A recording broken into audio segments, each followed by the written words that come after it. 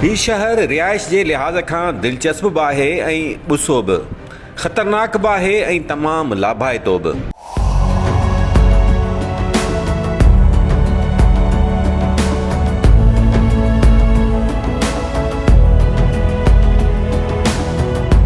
दुनिया में हिक खां हिकु थधा इलाइक़ा मौजूदु आहिनि, पर सभ खां घणी आबादीअ वारो सर्द तरीन शहर याकुत्स्क आहे।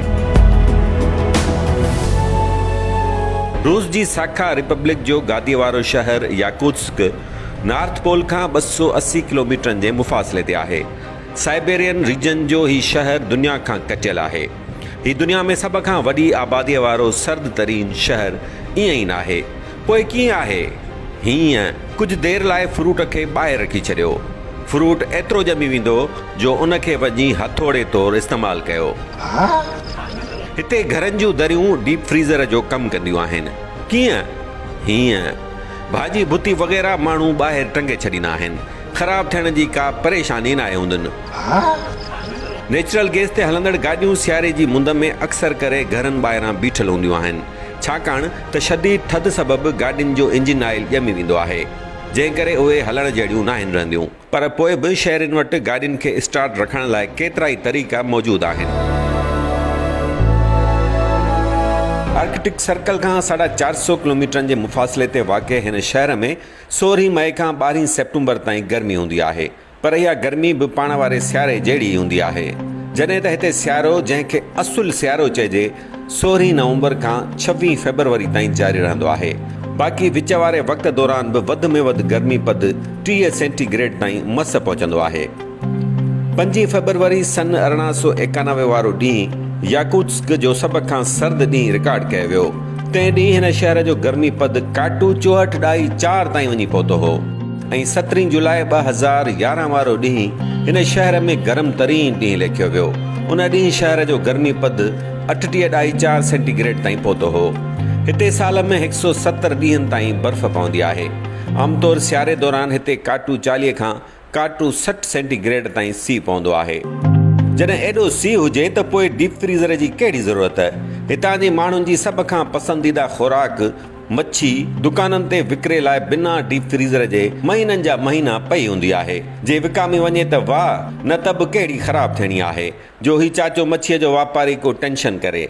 इहो पाण वारो चाचो इमदाद मला आहे, जंहिंखे पलो ख़राबु थियण जी ॻणती हूंदी आहे। 2018 वारी मक़ामी मर्दमशुमारी मूजिबि शहर जी कुल आबादी 3,11,760 आहे, जंहिंमां 52% तादाद औरतुनि जो आहे। हाणे तव्हां सोचींदा त हेॾी थधि में माण्हुनि खे कहिड़ी खुटीअ खंयो आहे जो हिते था रहनि। न रुॻो रहनि था, पर सफ़र बि जहाज़नि ते था कनि। उन करे ई त शहर में हिकु न ॿ एयरपोर्ट्स आहिनि। भला हिते न फसल थियनि, न के फैक्ट्रियूं हली सघनि, सरकारी नौकरियूं बि सफ़ा घटि, पोइ हितां जे माण्हुनि वटि गाॾियूं बि महांगियूं, घर बि भला, पोइ एतिरो पैसो अचे न किथां थो? सोन जी खाण अथा ई धंजा। सोन जी खाण न, पर हीरनि जूं खाणियूं। जी मुंहिंजा साईं, याकुत्स्क शहर जे चौधारी पखिड़ियल हीरनि ऐं सोन जूं खाणियूं ई हिन शहर जी वसंदीअ जो सबबु आहिनि। दुनिया जी वॾे में वॾियुनि माइनिंग कंपनीज़ जा हेडक्वार्टर बि हिन शहर में वाक़िअ आहिनि।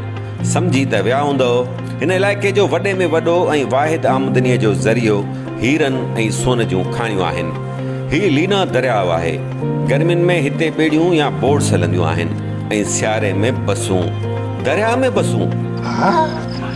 हा साईं, छाकाणि त सियारे में ई दरिया ॼमी वेंदो आहे ऐं उन मथां बर्फ़ जी एतिरी सख़्तु तह चढ़ी वेंदी आहे जो ॼमी वेंदड़ दरिया मथां गाॾियूं पियूं हलंदियूं आहिनि। हितां जा ॿारड़ा पढ़ाईअ जा एतिरा शौक़ीन जो हेड़े सीअ में बि स्कूल खां गुसाइनि सफ़ा कोन।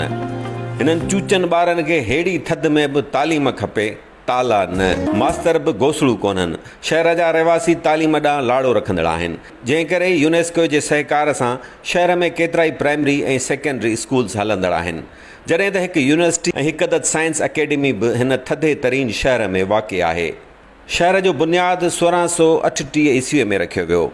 हिन शहर जा अक्सर रहवासी याकुत्स्क या साखा नस्ल जा आहिनि, जेके 13हीं ऐं 14हीं सदीअ दौरान साइबेरिया जे मुख़्तलिफ़ हिसनि खां याकुत्स्क जे पसगिरदाइन में अची आबाद थिया।